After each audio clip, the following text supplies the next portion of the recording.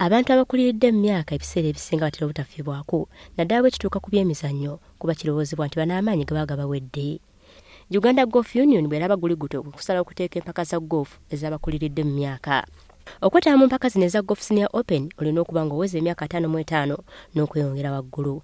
Empaka zino za kuba buli mwaka era nga baddukanya ekibiina ekifuga omuzannyo gwa golf mu Uganda.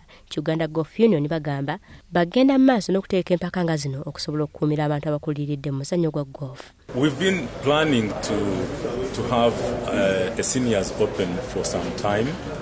And this year we thought we had prepared ourselves properly to host it.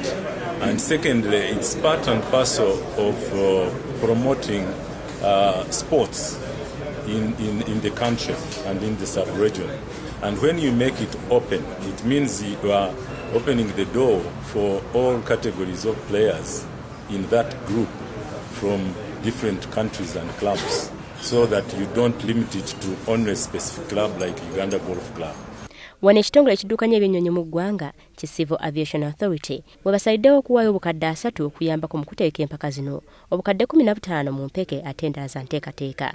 Bano bagamba olw'okwajaguza emyaka 25 mu nsiika y'ebyennyonyi kwe kusalawo okuddiza ku bakasitoma baabwe. Ekitongole kya CA tukuza batujaguza emyaka 25 okuva lwe twatondebwawo mu 1991.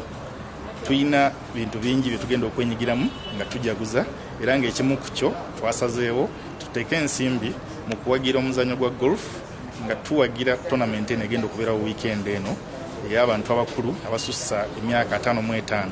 Kino nga tukikoze nga tugezaako okuzza eri abantu abazze batuwagira nga ebbanga litumaze nga tuweereza mu by'entambula y'ennyonyi.